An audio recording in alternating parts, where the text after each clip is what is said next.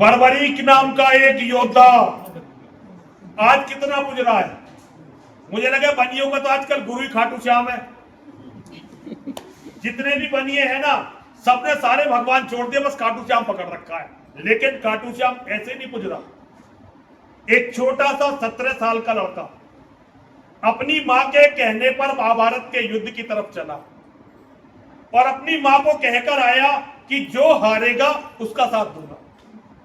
और सबसे बड़ा योद्धा जगतजननी जगदंबा का पुजारी योगेश्वर को पता चल गई। और भैया ये जो पूरा महाभारत है ये सारा योगेश्वर की लीला है। हम योगेश्वर की लीला कैसा समझते हैं कि जी 4 गाने वाले बुलाओ, 15-20 बजाने वाले बुलाओ और खड़े होकर कुछ तुम नाच लो कुछ वो नाच ले, ये योगेश्वर की लीला। ये योगेश्वर की लीला नहीं है। योगेश्वर की लीला है बर्बरीक के सामने एक ब्राह्मण बनकर जाना और बर्बरीक से पूछना कि हे बालक तुम इतनी तेजी से जा कहां रहे हो। बर्बरीक ने कहा महाराज तुम्हें पता नहीं तुम किस दुनिया में रहते हो। महाभारत का युद्ध शुरू होने वाला है, मैं उसमें भाग लेने जा रहा हूं। योगेश्वर ने कहा रे बालक वहां तो दुनिया के सबसे बड़े योद्धा आ रहे हैं, तू जरा सा बालक अभी तेरी मूछें ठीक से नहीं आई, तू वहां क्या करने जा रहा है। बर्बरीक ने कहा महाराज तुम जानते नहीं हो, मैं महाबली भीम के पुत्र घटोत्कच और घटोत्कच का पुत्र बर्बरीक हूं। मेरे बाप दादों की ख्याति तुमने सुनी नहीं है। हमारे वंश में कमजोर कोई पैदा ही नहीं होता, हम तो पैदा ही लड़के मरने के लिए होते हैं। योगेश्वर ब्राह्मण के रूप में बोले भाई ये बात तो ठीक है, तेरे वंश में सब योद्धा होते हैं, लेकिन उम्र का भी तो कोई काम होता है, तू तो जरा सा बालक है। फिर उसने कहा ब्राह्मण मुझे तुम जरा सा बालक मत समझो, एक छोटी सी अंगारी सारी दुनिया को जला सकती है। भगवान ने बर्बरीक से कहा रे यार तू इतनी बड़ी बड़ी बातें कैसे कर लेता है, और तेरे पास तो कुल 3 बाण हैं, तेरे पास तो हथियार भी नहीं है, वहां तो एक से एक बड़े योद्धा है। बर्बरीक ने कहा महाराज ये जो मेरे 3 बाण है ना इनकी जरूरत नहीं पड़नी, एक ही बाण से महाभारत में जितने भी योद्धा लड़ रहे हैं मैं सबको मार सकता हूं। भगवान बोले हल्के से मुस्कुराए, वो तो नटनागर है। कह रहे भाई देख तेरे जैसा गप्पी मैंने आज तक नहीं देखा, तू बहुत लंबा गप्पी है भाई। बर्बरीक बोला ऐसा नहीं महाराज मैं बिल्कुल सच बोलना, बच्चा था तैस में आ गया। उन्होंने कहा कि भाई देखिए जो पेड़ है ना इस पेड़ में इतने पत्ते मान जितने महाभारत में योद्धा है, बहुत बड़ा पुराना बरगद था। अगर तू एक बाण से इसके सारे पत्तों को छेद दे तो मैं मान लूंगा कि तू कोई योद्धा है। और भगवान ने एक पत्ता अपने पैर के नीचे दबा दिया। बर्बरीक ने बाण मारा, सारे पत्ते छेदे और तीर भगवान के अंगूठे पर आकर रुक गया। वो भगवान थे, साधारण मनुष्य होता तो अंगूठे को फोड़ के तीर पार हो जाता। और बर्बरीक ने कहा कि ब्राह्मण पैर हटा लो वरना आज मृत्यु है तुम्हारी।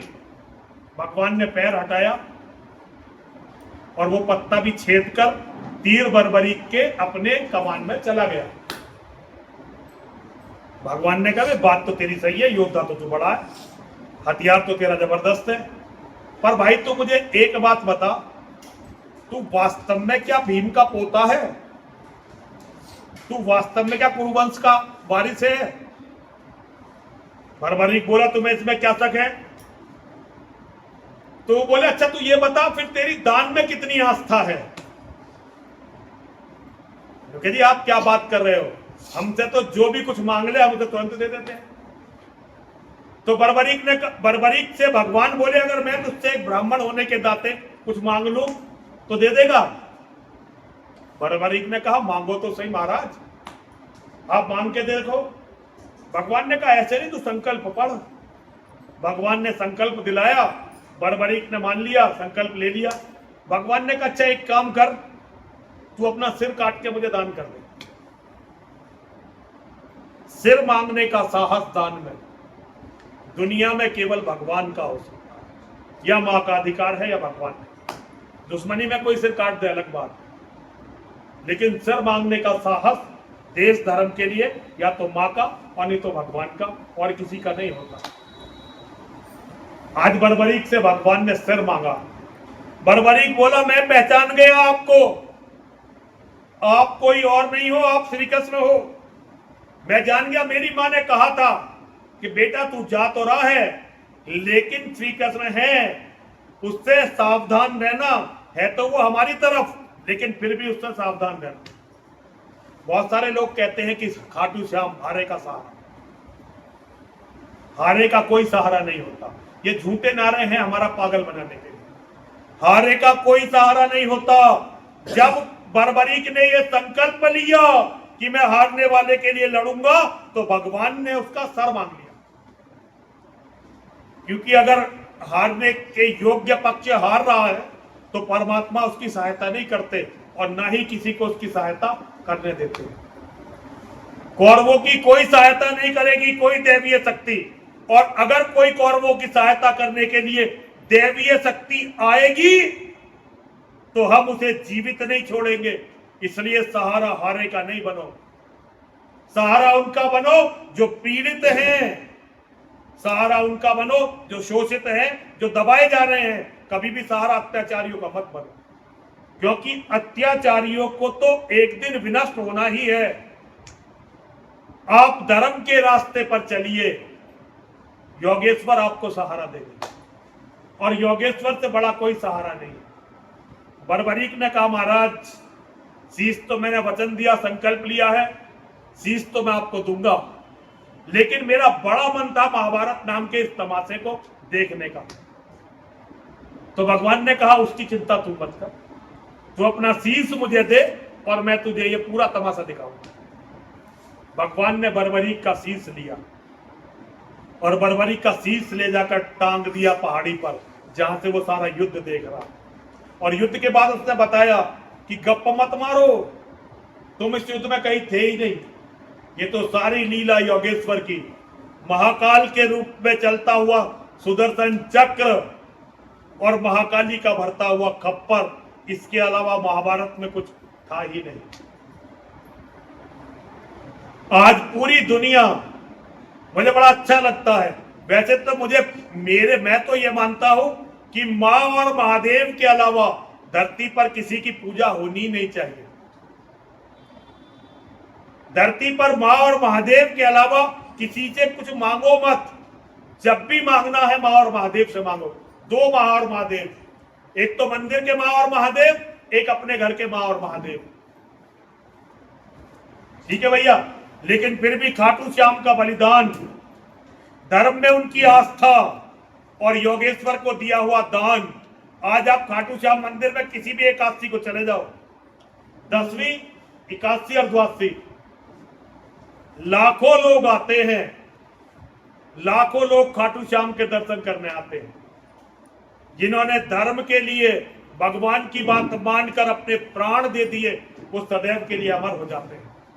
और जो धर्म की न मानकर अपने प्राणों को बचाते हुए फिरते हैं, मर तो वो भी जाते हैं।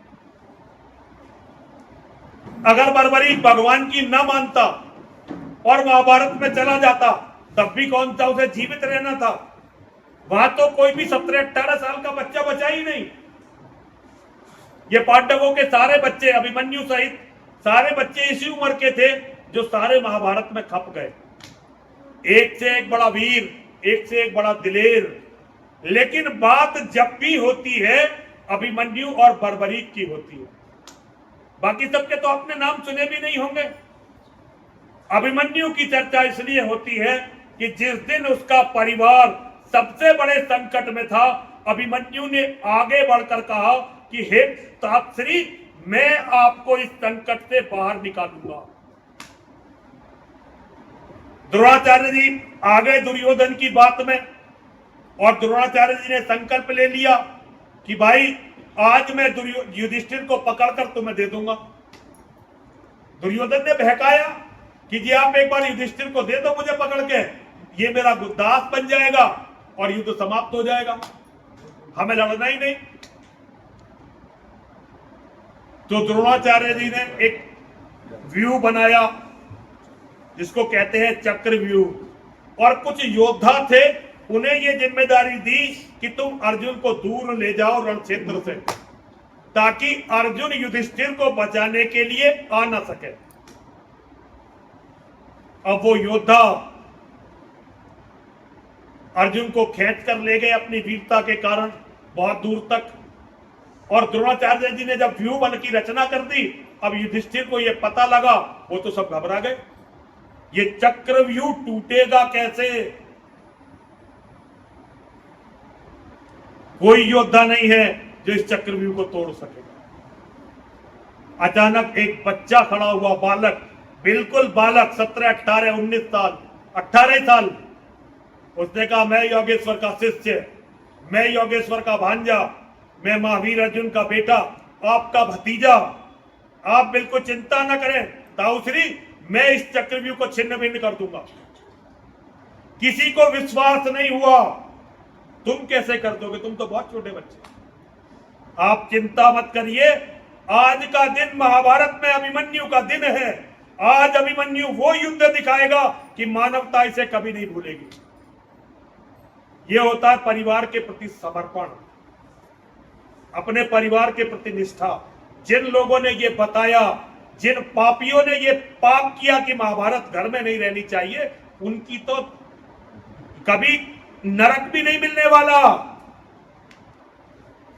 मुसलमानों से पैसे खाकर तुम्हें ये उल्टी सीधी बातें बताई गई हैं, इससे बड़ी किताब नहीं है धरती पर, इससे बड़ी किताब नहीं है, ये थ्योरी की, ये प्रैक्टिकल की किताब है, इसमें सारा सिद्धांत है थ्योरी, और इसका प्रैक्टिकल है महाभारत। महाभारत को पढ़ोगे आपको पता चलेगा कि धर्म क्या है। धर्म तब होता है जब एक 17-18 साल का बच्चा धरती के सारे वीर योद्धाओं के बीच में कहता है कि आज मेरा परिवार संकट में है, आज अभिमन्यु के बलिदान का दिन है। और बलिदान करवाने वाला कौन है?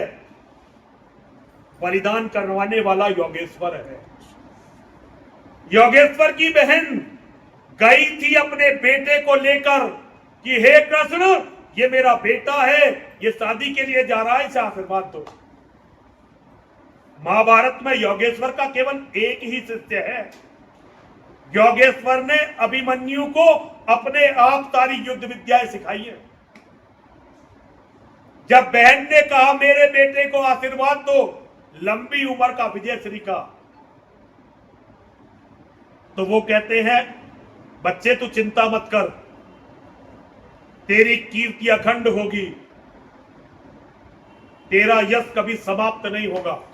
बहन ने कहा तुम मेरी बात, तुम मेरे बेटे को लंबी आयु का आशीर्वाद क्यों नहीं देते, इसे विजय श्री का आशीर्वाद क्यों नहीं देते? योगेश्वर ने कहा मेरी बहन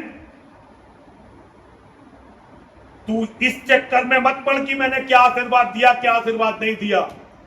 कल तुझे गर्व होगा कि तू वीर अभिमन्यु की माता है, और मेरी बात को याद रखियो, इसका यश इतना बड़ा होगा कि दुनिया इसे अर्जुन का बेटा नहीं कहेगी, अर्जुन को अभिमन्यु का पिता कहेगी। आज योगेश्वर का शिष्य खड़ा है, योगेश्वर का भांजा खड़ा है युद्ध के मैदान में, और जब सारे महारथियों में उनने कहा चक्रव्यूह के 6 द्वार तोड़ दूंगा, लेकिन 7वां द्वार तोड़ नहीं पाऊंगा, क्योंकि मैंने तो चक्रव्यूह तोड़ना जब सीखा जब मैं अपनी मां के गर्भ में था, और तब मेरे पिता ने मुझे मेरी मां को बताया था, और जब 7वां द्वार का नंबर आया मेरी मां सो गई, मैं उसे नहीं जानता, लेकिन 6 द्वार मैं तोड़ दूंगा। अभिमन्यु ने अपनी बात को पूरा करके दिखाया। भीम ने बड़े गर्व से कहा तू चिंता मत कर बेटा, तू अभी हमें चक्रव्यूह में लेके चल, 7वां द्वार तो मैं अपनी गदा से तोड़ दूंगा। ये कहने वाला भीम चक्रव्यूह में घुस नहीं सका। अकेला वो बच्चा, अकेला किशोर चक्रव्यूह में गया, और उसने उस दिन ऐसी वीरता दिखाई कि कर्ण के जैसे वीर, द्रोणाचार्य जैसे आचार्य, शल्य जैसे महारथी, कृपाचार्य जैसे धर्म के पुरोधा सबको इकट्ठा होकर उस बालक की हत्या करनी पड़ी, उस बालक की हत्या करनी पड़ी। इतना बड़ा पराक्रम उस बालक ने दिखाया, इतना पराक्रम किसी ने युद्ध में नहीं दिखाया। और जब उस बालक की हत्या हो गई, राक्षसों की ये प्रवृत्ति होती है, जो दुष्ट होते हैं उनकी प्रवृत्ति होती है कि वो सबों के साथ भी वो अमानवीयता करते हैं। ये इतिहास है राक्षसों का। जो वीर होते हैं, जो दिलेर होते हैं, वो दुश्मन से लड़ते जरूर हैं, लेकिन वीर दुश्मन का सम्मान करते हैं। दुर्योधन का बहनोई जयद्रथ, उसने मरे हुए अभिमन्यु की छाती पर लात मारी। शाम को जब अर्जुन वापस आए, लेकिन आप ये समझ लो, अभिमन्यु मारा तो गया, लेकिन दुर्योधन के और द्रोणाचार्य के सारे प्लान उसने फेल कर दिए, क्योंकि रात होने तक वो अभिमन्यु से ही नहीं निकल पाए। सबको बेईमानी के द्वारा अभिमन्यु को मारना पड़ा, वरना उस दिन हो सकता है अभिमन्यु अकेला इस युद्ध को समाप्त कर देता।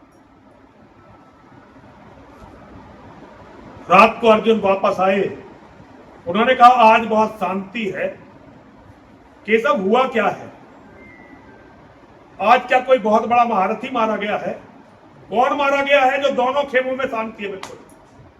जिन्होंने मारा उन्हें भी इसका बहुत पश्चाताप हुआ। मार तो दिया, लेकिन उन्हें इसका बहुत पश्चाताप हुआ। और जब पिता में भीष्म ने इसको सुना कि अभिमन्यु को कैसे मारा गया, उन्होंने कहा कि गुरुकुल को आज ध्वस्त हो जाना चाहिए, जहां एक छोटे बच्चे को इस तरह से मारा गया। अमानवीयता की पराकाष्ठाएं हमारे ही लोगों ने तोड़ी, लेकिन वो लोग थे जो धर्म के विरुद्ध खड़े हुए थे। धर्म का साक्षात रूप अभिमन्यु है। अर्जुन को यह पता चला कि आज उसके बेटे को मार दिया गया है। अर्जुन को बहुत दुख हुआ, लेकिन अर्जुन के दुख की सारी पराकाष्ठाएं उस समय पार हो गई जब अर्जुन ने यह सुना कि उसके मरे हुए बेटे की लाश पर, उसकी छाती पर जयद्रथ ने लात मारी। और आप भगवान की लीलाओं को समझने का प्रयास करिए। आप धर्म के लिए लड़िए, आप साहस दिखाइए, योगेश्वर हर तरह से आपकी रक्षा करेंगे। अर्जुन ने यह शपथ ली कि अगर कल सांझ तक मैं जयद्रथ का वध नहीं कर दूंगा, इस जयद्रथ की मैं हत्या नहीं कर दूंगा, तो मैं अपने आप चिता जलाऊंगा और उस चिता पर जलकर मर जाऊंगा। योगेश्वर ने अर्जुन को बहुत डांटा। अर्जुन, ये युद्ध है, ये नीतियों से लड़ा जाता है, ये ठंडी बुद्धि करके लड़ा जाता है, ये प्रतिज्ञाओं से नहीं लड़ा जाता। ये धर्म का युद्ध है। तू जानता नहीं है कि अगर तू मारा गया तो तेरा कुल खत्म हो जाएगा, तेरे बाप दादाओं का नाम लेने वाला कोई नहीं होगा धरती पर। तू इस युद्ध को प्रतिज्ञाओं से नहीं लड़ सकता। अपने शिष्य को डांटा भगवान ने, लेकिन अर्जुन ने कहा अब तो हो गया, जो होना था हो गया, मैंने तो प्रतिज्ञा ले ली, अब तो मैं कुछ कर नहीं सकता। अगले दिन का युद्ध शुरू हुआ। अब अर्जुन की निगाह केवल और केवल अपने बेटे के हत्यारे को ढूंढ रही थी, और ये एक बाप का कर्तव्य है भाई। एक भाई का, एक बाप का इससे बड़ा कर्तव्य नहीं होता। मेरे बेटे को मारा गया, चलो वीरोचित मृत्यु मिली, ये क्षत्रिय का गौरव होता है, लेकिन मेरे बेटे के सबका अपमान हुआ, मेरे बेटे के सबका अपमान हुआ। अब इस बात को सहन नहीं करूंगा। ये बाप का कर्तव्य है, बेटे का कर्तव्य हमेशा बाप का प्रतिशोध लेना होता है। अगर बाप का किसी ने कोई अपमान किया, हत्या की, तो वो बेटा नहीं जो अपने बाप का प्रतिशोध ना ले। और सनातन धर्म यही कहता है, सनातन धर्म की किसी किताब में यह नहीं लिखा कि बेटे को अपने बाप के हत्यारे को क्षमा करने का अधिकार। ये पाखंड है, ये कायरों ने सिखाया है, सनातन धर्म ये नहीं सिखाता। और सनातन धर्म की किसी किताब में ये नहीं लिखा कि अगर किसी भाई की अन्याय से हत्या कर दी जाए तो भाई उसके हत्यारे को क्षमा कर सकता है। ये हमारी किताबों में नहीं लिखा। जो तुम्हें ये किताबें बता रहे हैं ये तुम्हारे धर्म की किताबें नहीं है। ये रंगे सियार घूम रहे हैं जो तुम्हें बर्बाद करने के लिए उनसे पैसे खाकर बैठे हैं। अब ये एक बहुत बड़ा कथावाचक है तुम्हारा, लाखों लोग उसे सुनने के लिए जाते हैं, लेकिन दुबई में उसकी कथा आईएसआई का सबसे बड़ा एजेंट अब्दुल्ला करवाता है। तुम्हारा भगवान के बराबर का कथावाचक, और मिला हुआ है तुम्हारे दुश्मनों के बाप से, और बना रहा हिंदू राष्ट्र। धर्म बलिदानों से बचता है, धर्म पाखंडों से नहीं बचता। धर्म के लिए खड़े होकर प्राण देने पड़ते हैं। आज अर्जुन की प्रतिज्ञा है, या तो जयद्रथ मरेगा, मैं अपने बेटे के अपमान का प्रतिशोध लूंगा, वीर गति का नहीं, अपमान का प्रतिशोध लूंगा। मैं अपने बेटे के अपमान का प्रतिशोध लूंगा, और अगर नहीं ले पाया तो अपने आप अपनी चिता जलाऊंगा और उस चिता में भस्मीभूत हो जाऊंगा। आज अर्जुन की निगाह केवल और केवल जयद्रथ को ढूंढ रही है। और दूसरी तरफ अब कौरवों को एक बात पता है, दुर्योधन को अच्छी तरह से पता है कि आज रात तक किसी तरह जयद्रथ को बचा ले। अगर तुमने जयद्रथ को बचा लिया तो रात तक अर्जुन जलकर भस्मीभूत हो जाएगा और महाभारत सारा तुम जीत जाओगे। अर्जुन के मरते ही फिर इनके पास क्या है? भीम को तो हम मार ही लेंगे, और फिर इनके पास क्या है? ये सारे मारे जाएंगे।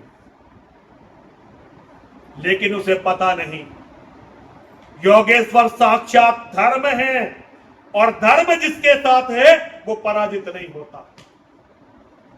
और योगेश्वर ने दिखाया है कि अपने व्यक्ति की सहायता करने के लिए, अपने व्यक्ति को, अपने शिष्य को बचाने के लिए अगर सृष्टि के नियम भी बदलने हैं तो मैं बदल कर दिखाऊंगा। यह है रिश्तों की गरिमा, यह है मित्रता का रिश्ता, यह है उस व्यक्ति का रिश्ता जिसे सारे प्रोटोकॉल तोड़कर अपनी बहन दी। सगी बुआ के बेटे को अपनी बहन दी योगेश्वर ने। हम योगेश्वर के सारे भक्त बन, अभी चले जाओ मथुरा वृंदावन में, सारे के सारे योगेश्वर के भक्त भाई मिलते हैं। इतने मंदिर योगेश्वर के टूट गए। जहां काशी विश्वनाथ है ना, वहां देख लो भोले बाबा के भक्तों को, और वृंदावन चले जाओ कृष्ण के भक्तों को देख लो। ड्रामे चल रहे हैं, लड़ने वाला कोई नहीं उनके नाम। लेकिन ये योगेश्वर का धर्म नहीं है भाई। योगेश्वर ने ये कभी नहीं सिखाया। योगेश्वर ने तो ये सिखाया है कि तू अपनों के लिए लड़ने के लिए निकल, मैं तेरा साथ दूंगा।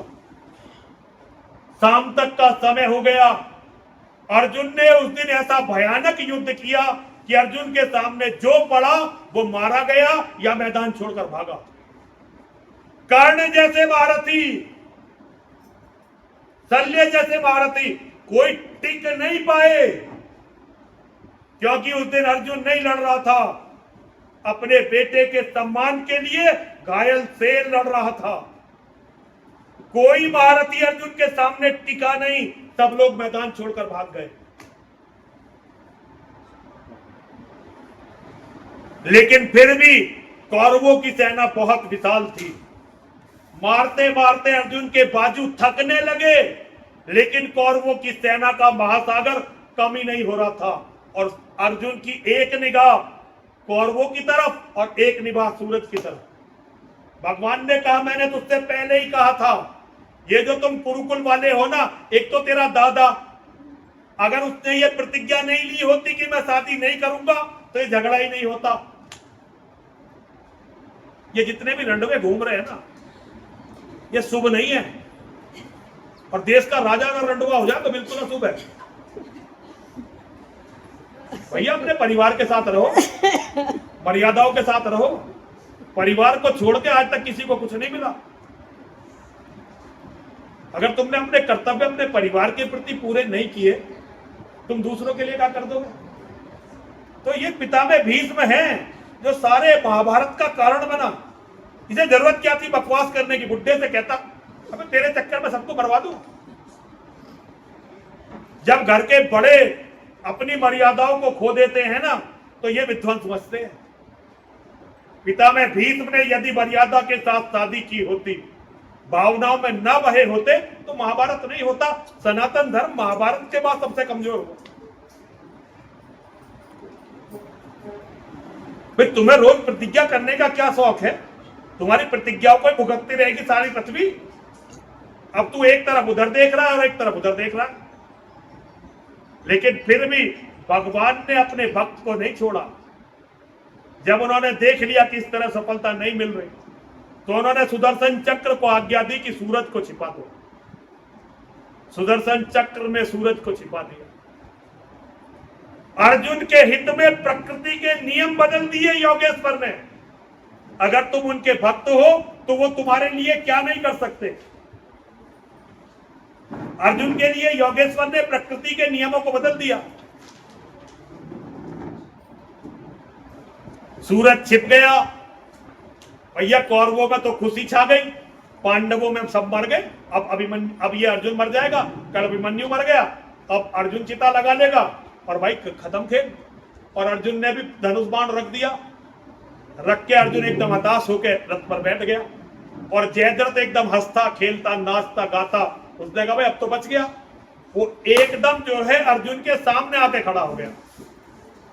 अपनी पंक्ति अपनी सेना छोड़कर अर्जुन के सामने आके खड़ा हो गया। अब योगेश्वर ने कहा अरे अर्जुन मुंह लटका के क्यों बैठा है? देख वो रहा तेरा दुश्मन, वो तो तेरा दुश्मन है। और ये देख अभी है सूर्य देव, ये अभी छिपे नहीं है। और देख इनकी आभा को। सुदर्शन चक्र वापस आ गई योगेश्वर के पास। सूरज फिर चमकने लगा। और देखिए कायर और क्रूर लोग जो हो जाते हैं वो मौत को देखते ही बौखला जाते हैं। जो दिलेर व्यक्ति होता है वो अपनी मृत्यु को देखकर प्रचंड हो जाता है। लेकिन जो कायर होते हैं, अपने कुल घाती होते हैं, गद्दार होते हैं, क्रूर होते हैं, वो मौत को देखकर घबरा जाते हैं। जयद्रथ से भागा भी नहीं गया। अपनी मृत्यु को सामने देखकर जयद्रथ वहीं गिर गया। भगवान ने अर्जुन से कहा देख वो रहा तेरा दुश्मन, गांडीव चढ़ा और इसका सर काट, और इसका सर काट के 100 योजन दूर फेंकना है जहां इसका बाप तपस्या कर रहा है। उसने भगवान शिव से वरदान लिया है कि जो भी मेरे बेटे के सर को जमीन पर गिराएगा उसके सिर के 100 टुकड़े हो जाएंगे। अब इसका सर इसके बाप की ही गोद में जाकर गिरना चाहिए ताकि वो ही इस सर को धरती पर गिराए और उसी के सिर के 100 टुकड़े हो जाए। अर्जुन खड़े हुए। अर्जुन ने गांडीव उठाया, तीर संधान किया और जयद्रथ की एक ही बाण में गर्दन काटी और सिर जाकर पड़ा उसके पिता की गोद में और उसके पिता के सिर के टुकड़े हुए। ये है सनातन धर्म, दुनिया के सबसे बड़े दिलेरों का धर्म, दुनिया के सबसे बड़े वीरों का धर्म, उनका धर्म जिनके लिए परिवार की मर्यादा से बड़ा, परिवार के प्यार से बड़ा कुछ और था ही नहीं। आज लोग कहते हैं परिवार छोड़ दो, परिवार छोड़ के किसी को कुछ नहीं मिलना भाई। परिवार बिल्कुल मत छोड़ो, परिवार छोड़कर किसी को कुछ नहीं। भैया मेरी तरफ मत देख, मैंने ना छोड़ा कोई भाई। मैं तो परिवार सुन अरुण भाई, तू मेरा पहले भी दोस्त था, आज भी दोस्त है, ठीक है। और भाई मैं अपने आप को सन्यासी मानता नहीं। और जब अपना घर छोड़ के निकला था ना तो 2-4 लोग थे। आज मेरे बेटे लाखों में हैं जो मेरी एक बात पे मरने मिटने को तैयार। अभी तेने देखा होगा कितने लड़के थे जो केवल पुलिस से पिटने के लिए आए थे। मतलब अभी हमारा एक झगड़ा हो गया था और हमें पुलिस ने ले गई थी, तो हमारे बच्चे आए निकल के और उन्होंने सत्ताओं को और मुसलमानों को ऊपर से मुसलमान हमारे बच्चों पर पत्थर मार रहे थे। मुझसे कह रहा है कि भाई साहब यहाँ पे मत खड़े हो। मैंने कहा भाई देख पैर में बड़ा दर्द मेरे जो पिटला के डंडे जा रहे हो वो हो गई। अब कह नहीं अंदर चलो आगे को चलो आगे को चलो। मैंने कहा अभी यार मैं यहीं तो देख रहे थे। अरे वो बच्चे थे ना छोटे छोटे बच्चे, उनमें तो जोश होता है। अब हम लोग हो गए बूढ़े, लेकिन बूढ़ों में भी दिलेरी होनी चाहिए, ऐसी कोई बात ना। दिलेरी में खड़े तो थे। तो ये नियम है भाई। दुनिया में माँ बाप से बड़ा देवता नहीं है। माँ और महादेव के बाद अगर कोई है तो घर के माँ और महादेव, और जिसने अपने माता पिता की सेवा नहीं की, जिसमें मैं भी एक हूं, मेरा केवल एक ही प्रायश्चित है, अपने परिवार को परेशान करने का, अपनी बीमार मां को छोड़ के जाने का, अपने बूढ़े पिता को छोड़ के जाने का एक ही प्रायश्चित है कि मैं या तो वीरों की तरह लड़ता हुआ मारा जाऊं और फिर जन्म लेकर आऊं, वरना इस पाप का कोई प्रायश्चित नहीं है। अपने घर अपने परिवार को कुछ भी करके मत छोड़ो। अगर मैं तो साधुओं से कहता हूं, अभी तुम्हें साधु बनना है, अपनी पत्नी के साथ बनो ना, जरूरत क्या है, अपनी पत्नी के साथ रहो, आराम से ठीक रहो, परिवार को छोड़ने, जिम्मेदारी बढ़ाओ।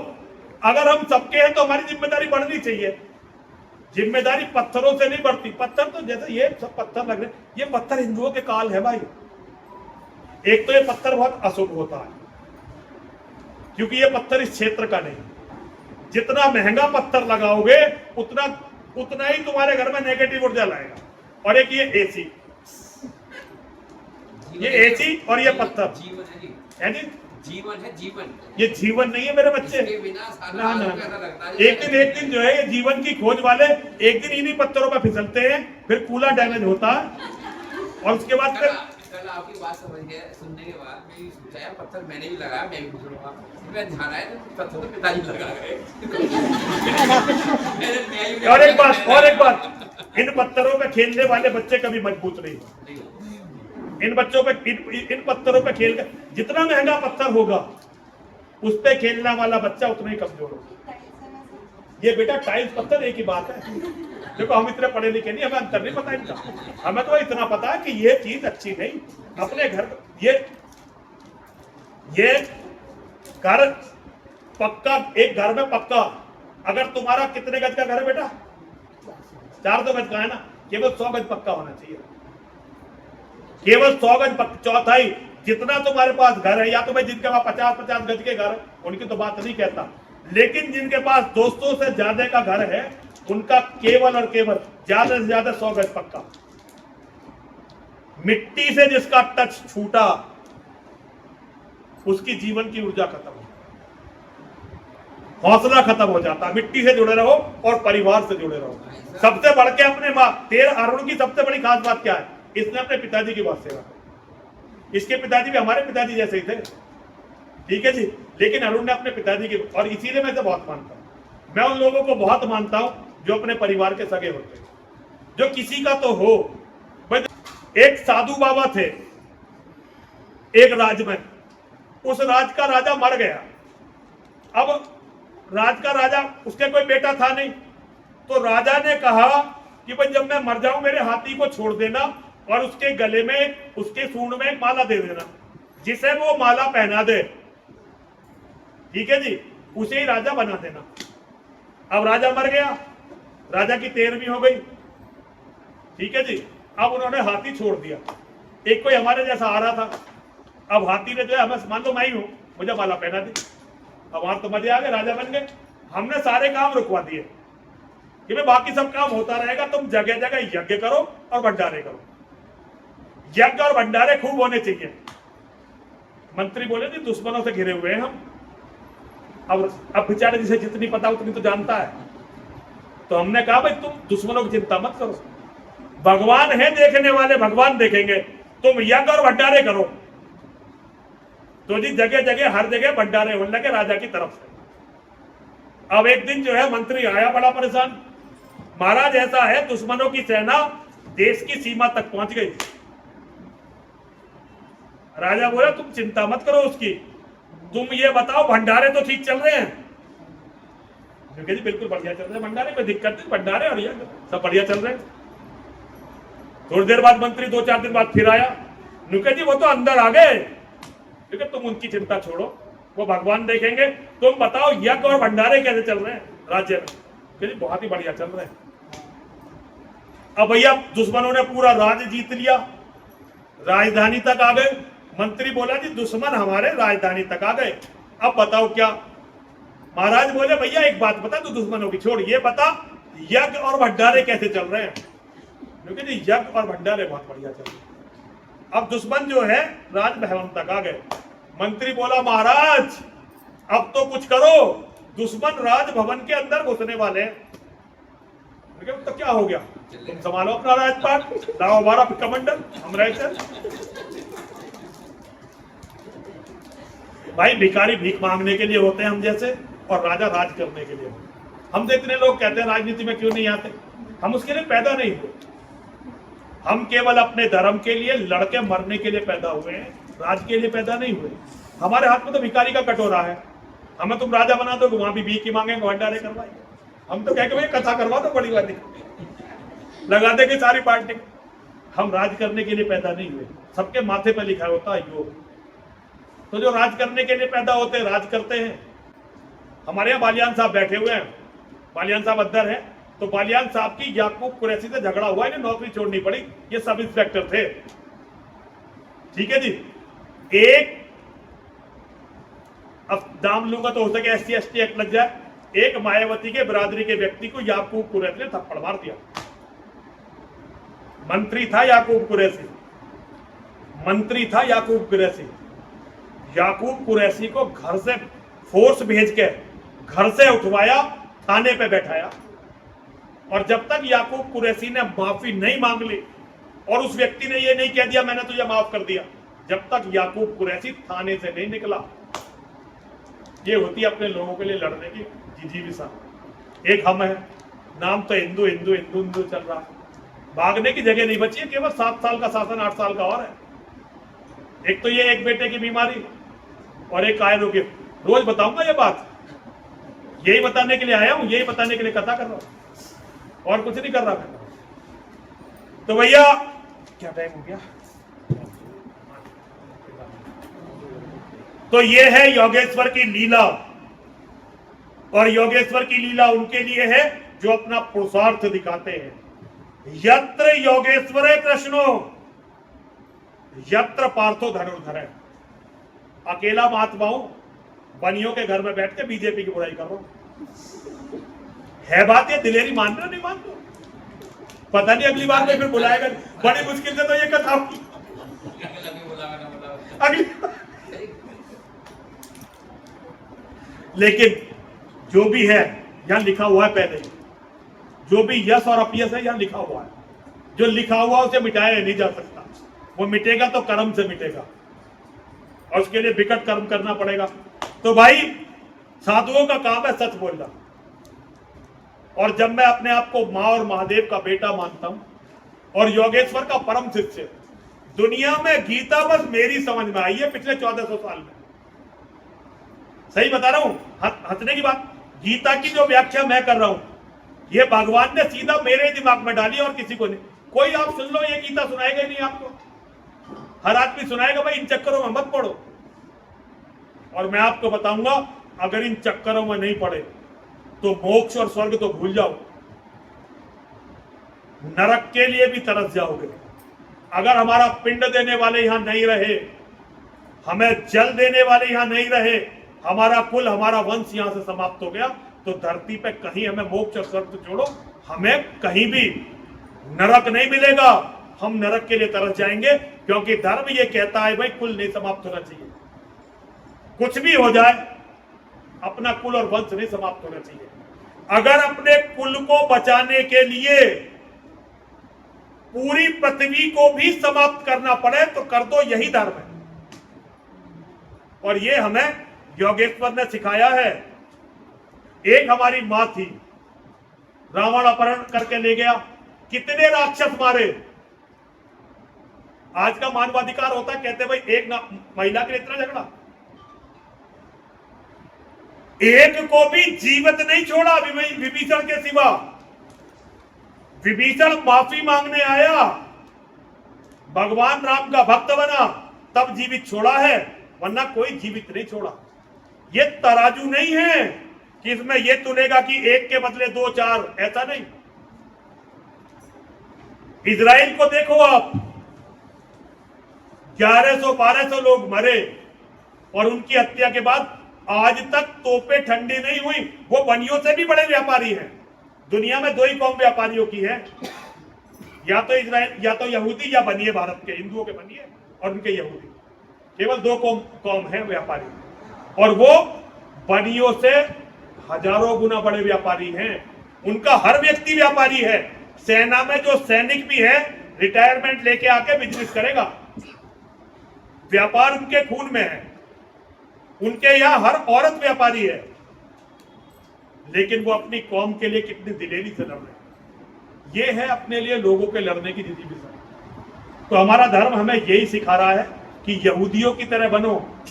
अपने एक आदमी को बचाने के लिए अगर पूरी धरती समाप्त करनी पड़े तो यही धर्म है, इसके अलावा कुछ धर्म नहीं है।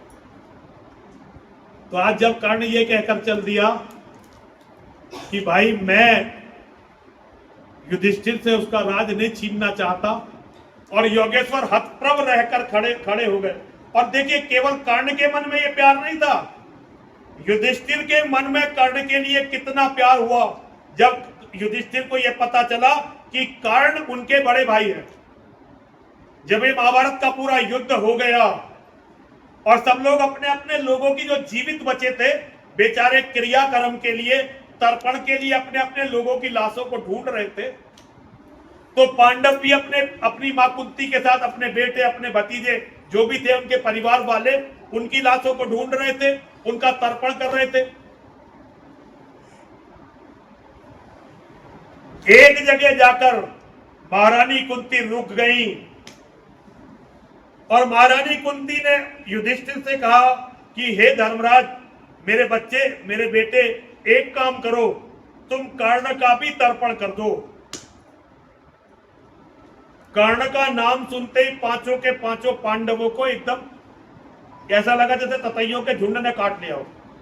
इस कर्ण का, इस पापी का, जिसने पूरे जीवन हमें इतना परेशान किया, हम इस कर्ण का अंतिम संस्कार क्यों कर दें? आप ये क्या बात कह रही हो? लेकिन कुंती ने कहा, बेटा मेरी बात मानो, कर्ण का भी अंतिम संस्कार कर दो, इसका भी तर्पण कर दो, तर्पण कर दो। अंतिम संस्कार तो कर्ण का योगेश्वर ने किया। युधिष्ठिर कहने लगे, मां मैं तर्पण तो कर दूंगा क्योंकि तुम कह रही हो, लेकिन मुझे बताओ क्यों कह रही हो? ये तो हमारा सबसे बड़ा दुश्मन था। भाई दुर्योधन कम से कम हमारे ताऊ का तो बेटा था, इससे हमारा कोई रिश्ता नहीं, और इसने हमें इतना परेशान किया पूरे जीवन। योगेश्वर भी साथ थे। उन्होंने कहा, भैया इस चक्कर में मत पड़ो, अगर बुआ कह रही है तो कोई कारण होगा, तुम इस कर्ण का भी तर्पण कर दो, इतने लोगों का कर रहे हो, इसमें क्या हो गया? युधिष्ठिर की सुई अटक। युधिष्ठिर आज्ञाकारी बहुत थे। अपने पूरे जीवन युधिष्ठिर ने अपनी मां का, यहां तक कि अपने ताऊ का भी, पिता में भीष्म का, किसी का असम्मान नहीं किया। महाभारत का जब युद्ध शुरू हुआ तो युधिष्ठिर अपने रथ से उतरे और कौरवों की तरफ को चल दिए। महाभारत के युद्ध के नियम बनाए गए थे पितामह भीष्म के द्वारा, और उसमें तय किया गया था कि भाई जो पैदल चल के आ रहा है उस पर कोई शस्त्र नहीं चलाएगा, और जब तक बाकायदा युद्ध घोष नहीं हो जाएगा, जब तक युद्ध शुरू नहीं होगा। जब गीता का ज्ञान भी पूरा हो गया, उसके बाद युधिष्ठिर अपने रथ से उतरे हैं और चल दिए कौरवों की ओर। दुर्योधन ने कहा, देखो जी ये डर गया, ये हमारी इतनी बड़ी सेना को देखकर डर गया, और ये माफी मांगने आ रहा है पैदल चल के, और ये बढ़िया युद्ध कहीं खत्म हो गया। पितामह भीष्म बोले कि भाई दुर्योधन शांत रहे, ये बड़ा भाई है तेरा, चाहे तेरा लड़ाई चल रही है लेकिन ये बड़ा भाई है, अब तो हम युद्ध लड़ने वाले हैं, अब तो कम से कम बदतमीजी मत कर। युधिष्ठिर आए और सबसे पहला प्रणाम युधिष्ठिर ने पितामह भीष्म को किया, और पितामह भीष्म को प्रणाम करके बोले कि पितामह, ये हमारी बड़ी व्यवस्था है कि हमें आपके विरुद्ध युद्ध लड़ना है। लेकिन मैं ये चाहता हूं कि आप हमें इस युद्ध को लड़ने की आज्ञा दें। अगर आप हमें इस युद्ध को लड़ने की आज्ञा नहीं देंगे तो हम आपसे फिर युद्ध नहीं करेंगे, हम छोड़कर चले जाएंगे। पिता में भीष्म एकदम खुश हो गए और रथ से उतर आए। उन्होंने युधिष्ठिर को अपनी बाहों में भर लिया और युधिष्ठिर से कहा, भाई युधिष्ठिर, तुमने ये बहुत अच्छा किया, मैं तुम्हारी प्रतीक्षा कर रहा था। अगर तुम मेरे से आए नहीं होते या मिले नहीं होते, मुझसे ये आज्ञा न मांगी होती तो मैं तुम्हें पराजय का अभिशाप देता। लेकिन तुमने यहां आकर मुझसे ये आज्ञा मांगकर मेरे मान को रख लिया और मेरा बड़ा होने का स्वाभिमान आज रह गया। मैं तुम्हें आशीर्वाद देता हूं, पूरे मन से युद्ध करो और जय तुम्हारी होगी। पिता में भीष्म से आज्ञा लेने के बाद युधिष्ठिर पे जाते हैं आचार्य द्रोण के पास। उनसे हाथ जोड़कर कहते हैं, गुरुवर क्षमा करिए, हमें आपसे लड़ना पड़ेगा, आप इसकी आज्ञा दीजिए।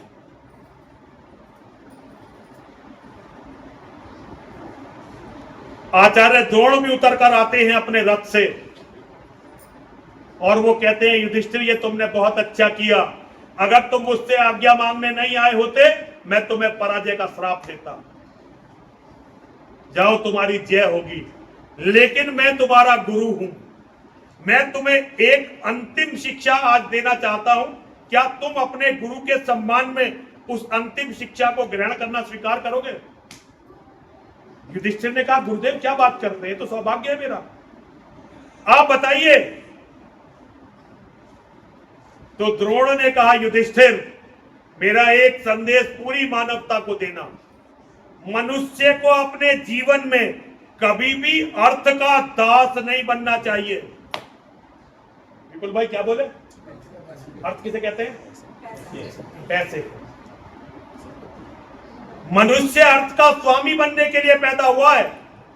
राजा बलि ने क्या कहा था भगवान से कि हे प्रभु, मुझे ये बताओ, संपत्ति बड़ी होती है कि संपत्तिवान बड़ा होता है?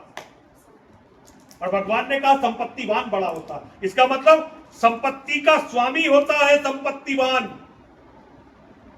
और जो संपत्तिवान अपनी संपत्ति के स्वामी होते हैं, उनकी वंश परंपरा कभी खत्म नहीं होती। आज आचार्य द्रोण जो भगवान परशुराम के शिष्य हैं, आज वो अपने परम शिष्य को समझा रहे हैं कि युधिष्ठिर, मेरा यह अंतिम संदेश सारी मानवता को देना कि मनुष्य को कभी भी अर्थ का दास नहीं होना चाहिए। इसका अर्थ है कि जो भी अर्थ के दास हैं, वो सनातन धर्म की शिक्षाओं के सर्वाधिक विपरीत हैं। पैसा कमाओ, लेकिन पैसे के गुलाम मत बनो, उसके मालिक बनो। जैसे पूरी दुनिया में एक हिंदू कौम है जो पैसे की गुलाम है, बाकी जितनी भी कौम है पैसा उनका गुलाम है।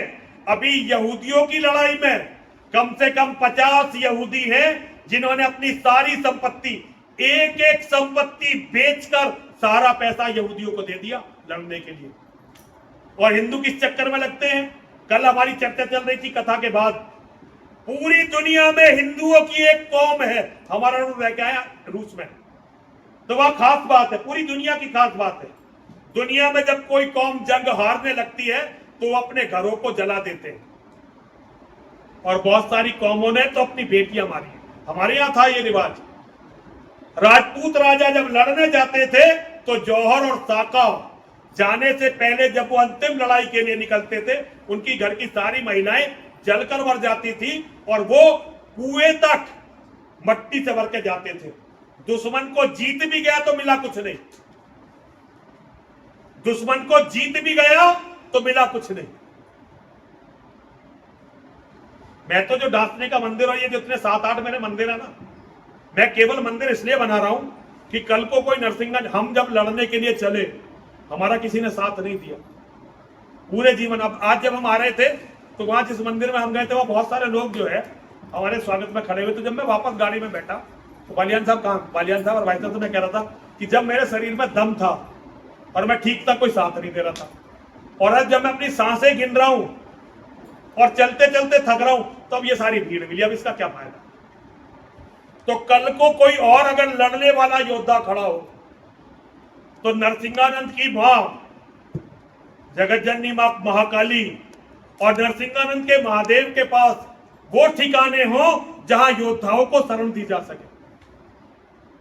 हमें शरण नहीं दी किसी ने, हमें अपने आप अपने सारे गड्ढे खुद भरने पड़े। हम जब जेल जाते, हमें ये देखो दोस्त है हमारा, ठीक है जी, हम इतनी बार जेल गए, इसने कभी नहीं पूछा, कभी पूछा ही नहीं। ये है हमारे दोस्त, ठीक है महाराज। तो संपत्ति बड़ी, मेरे लिए संपत्ति का कोई अर्थ नहीं है, कोई अर्थ नहीं है किसी संपत्ति किसी धन का कोई। मैं अच्छी तरह से जानता हूं कि मैं कुछ भी छाती पर नहीं लेके जाने वाला, और अगर मेरा धर्म हारा तो मेरे सारे मंदिर टूट जाएंगे। जिन मंदिरों को मैं इतना मर कप के बना रहा हूं वो सारे टूट जाएंगे, लेकिन धर्म की विजय के लिए अंतिम समय तक लड़ना ये हमारा कर्तव्य है। हमारे धर्म ने हमें यही सिखाया है। तो आज युधिष्ठिर अपनी मां से कह रहा है, बता दे, इस दुश्मन को जल नहीं दूंगा, पहले मुझे रहस्य बता कि ये रहस्य क्या है। जब युधिष्ठिर ने इस तरह से पूछा तो कुंती रोने लगी, बहुत जोर से कुंती रोने लगी और रोते रोते बैठ गई। पांचों भाई बैठ गए उनके साथ, योगेश्वर श्री कृष्ण बैठ गए, और रोते रोते कुंती ने कहा कि युधिष्ठिर, ये कर्ण मेरा बड़ा बेटा था, तेरा बड़ा भाई था। कुंती तो केवल रो रही थी। युधिष्ठिर ने जब ये सुना कि कर्ण मेरे बड़े भाई थे, युधिष्ठिर एकदम मूर्छित हो गए, बेहोश हो गए। युधिष्ठिर को होश में लाया गया और युधिष्ठिर ने सबसे पहला शब्द जो कहा, उन्होंने अपनी मां को कहा, उल्टा तूने नाश कर दिया। अपनी मां को यह शब्द युधिष्ठिर जैसे आज्ञाकारी बेटे ने बोले, उन्होंने कहा, उल्टा तूने नाश कर दिया, तूने हमारा सारा नाश कर दिया, तूने छोटे भाई के हाथ से बड़े भाई को मरवा दिया। तेरे कारण, तेरे पाप के कारण इतना बड़ा पाप हुआ है कि छोटे भाई के हाथ से आज बड़ा भाई मारा गया। अब हम चाहे कुछ भी कर लें, लेकिन हम कभी भी इस पाप का प्रायश्चित नहीं कर पाएंगे। और युधिष्ठिर ने जब श्राप दिया था नारी जाति को कि आज के बाद कभी भी नारी जाति अपने पेट में कोई इस तरह का राज रख नहीं पाएगी, किसी ना किसी को बताएगी। युधिष्ठिर को क्या पता था कि ये मरने वाला महामानव अपने आप अपनी मृत्यु का रास्ता बनाकर चला गया ताकि तुझे तेरा राज मिल सके, तुझे न्याय मिल सके, तुझे अपने हिस्से का धन संपत्ति मिल सके, तेरे साथ न्याय हो। अपना बलिदान देकर ये महामानव चला गया ताकि जिन्होंने तुम्हारी धर्म पत्नी को, तुम्हारी राजरानी को, तुम्हारी महारानी को, मेरी मां जगदम्बा महाकाली कृष्णा द्रौपदी को अपमानित किया, उन्हें दंड मिल सके। ये महामानवों की गाथा है। हर हिंदू के घर में महाभारत अवश्य होना चाहिए, और गीता तो हर हिंदू को कंठस्थ होनी चाहिए। गीता तो हर हिंदू को कंठस्थ होनी चाहिए। अगर तुम्हें गीता याद नहीं, तुम्हें धर्म का कुछ नहीं पता। गीता को धारण किए बिना तुम सनातन के बारे में कुछ नहीं जान। और कितने 700 श्लोक कुल है, कोई बहुत बड़ी किताब थोड़ी है, बहुत छोटी सी किताब है, लेकिन हम इसे पढ़ते नहीं क्योंकि मुसलमानों ने जो अपने धर्मगुरु तुम्हारे लिए थोपे, उन धर्मगुरुओं ने तुम्हें बताया कि भाई इसे घर में रखोगे तो बच्चा बैरागी हो जाएगा। बैरागी को युद्ध में लड़ाने के लिए, परिवार के प्रति अपना कर्तव्य बताने के लिए योगेश्वर ने हमें ये गीता दी।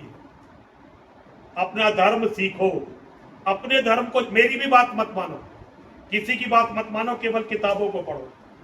हमारा धर्म हमारी किताबों में है, और किताबें भी सारी पढ़ने की जरूरत नहीं।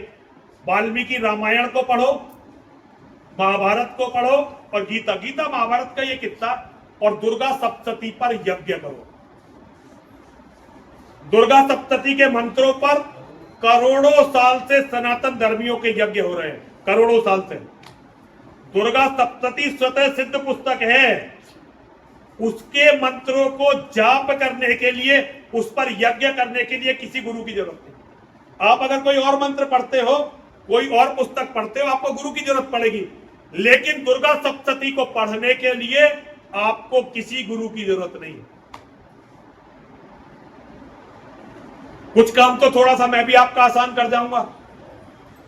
रोज की तरह आइए, कुछ मंत्रों का हम पाठ करते हैं, आज की कथा को यही विश्राम देते हैं। मैं अपनी बेटी से नीतू से आप में तो कोई भजन गा सकती है, और कुछ जोश से भजन गाओ। कुछ लगे तुम किसी की कथा सुन रहे हो,